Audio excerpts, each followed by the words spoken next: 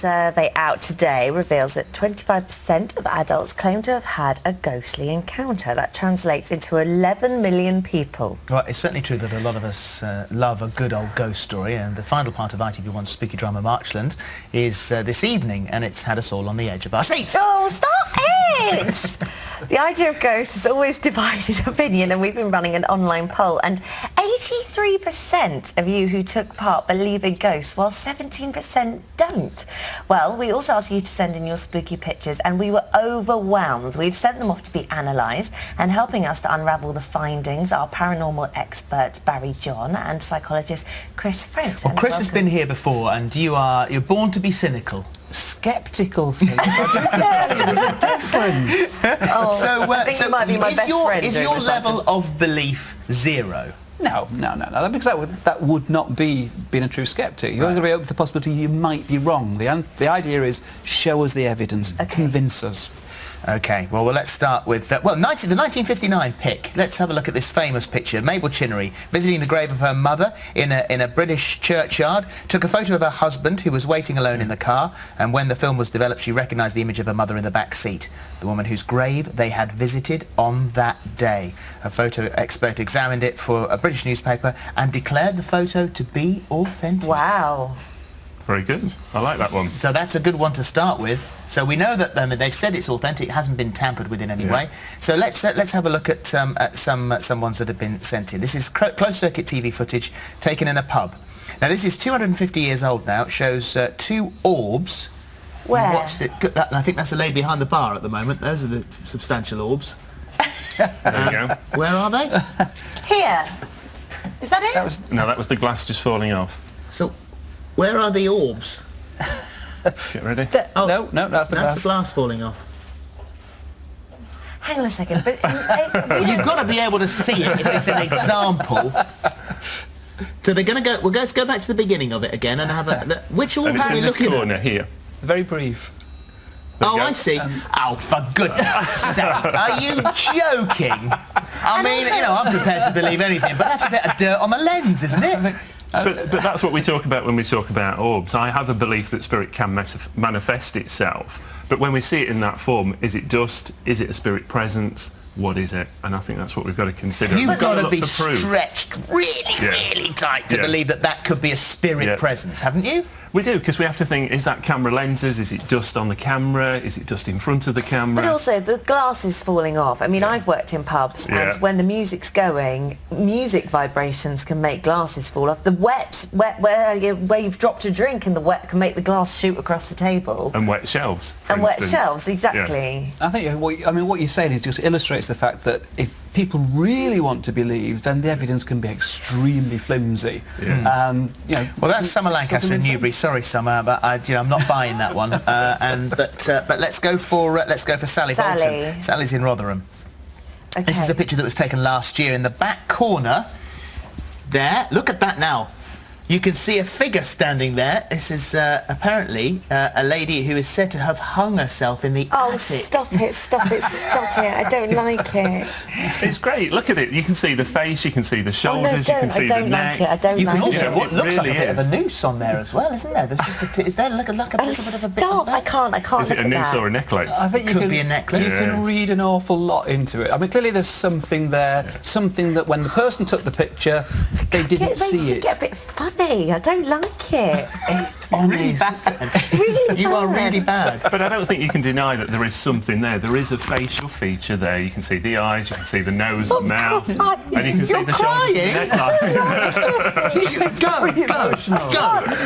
Go. You can't do that. I can't sit over here. No, she's gone out. She has actually left. This is the first time anyone's walked out the studio since I've been here, and it's my co-host. That is a really interesting reaction, but it just shows the power that these kinds of ideas She's have. Been saying all morning she doesn't like it, and you can't make someone not like it just because it's on the telly. So that is quite a spooky look. So your thoughts on this? My thoughts on that are that it's realistic, that there is a presence in that room, or there's a presence there in that photograph.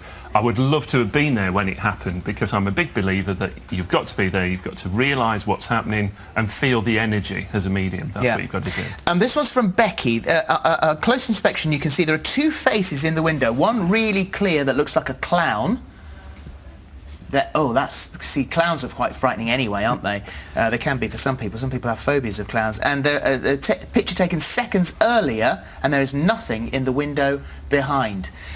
So what's the explanation there then? It could be a lot of things. I mean, for one thing, it could be a reflection of something that was actually in the room. But they'd know that, wouldn't they? Not necessarily. This is the whole point. And how can you not know there's a clown in your sitting room? Believe me, there's a wonderful experiment which is used an awful lot where you show a video clip of people throwing a ball back and two to each other, and they're told to count the number of times that the ball is passed. Halfway through, someone in a gorilla suit walks on right through the middle of the scene, stops for a few seconds, beats the chest and then walks off. 50% of people don't notice it because they're not paying attention to it.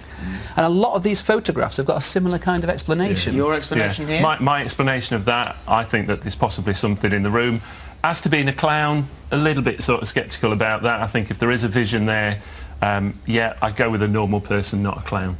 And this picture, apparently this next one from Fionn in Wrexham, taken in the woods in Wrexham. Notice how the mist surrounds my daughter. To clarify, there was no mist on this day at all. There was no condensation in my camera. I checked. We've never ventured back into these woods just in case, as they do have something of a history. How spooky is that one? Right.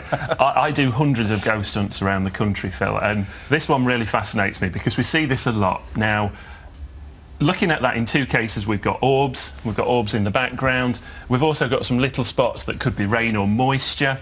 Then we've got this big cloud of mist. So is it somebody's breath? Is it a presence forming?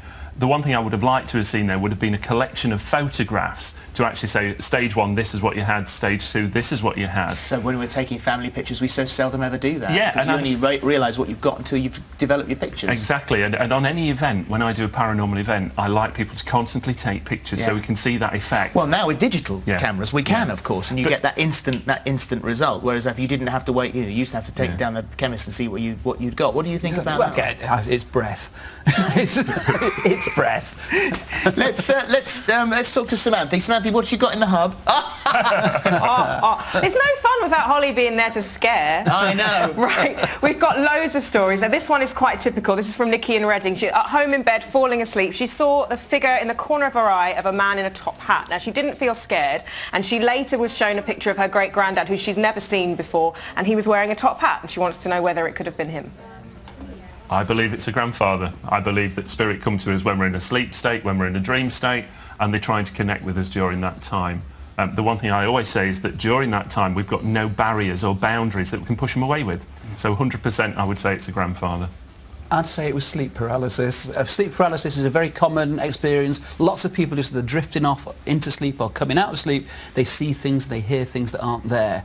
The idea that this figure appeared to have a top hat could just be a coincidence. That's what makes it such a kind of a story that you've featured on the telly, because it's, you know. Why do most ghosts that we see appear to be medieval? Or, you know, you could have a Tudor ghost, or the Elizabethan ghosts, and a Victorian ghost, but they're never from 1975. But they can be, because it's people's perception of it. Again, we get ghosts and spirits. What's the difference? When we talk about a ghost, we talk about a video recording. When we talk about a spirit, we talk about a living form still. So we have had it on events where people can be from 5 years ago, 10 years ago, very recent spirits. So what is a ghost? The difference between a ghost and a spirit, a ghost is a video recording. It's something that's happened over time and it's just left an impression in that building. Hallucinations. Basically, the interesting thing is that most hallucinations are actually of living people. They're not ghosts, and it couldn't be possibly misinterpreted as ghosts. But obviously, if you hallucinate and the thing you hallucinate appears to be more similar to a dead person that you know, well, you think you've seen a ghost. Thank you, guys.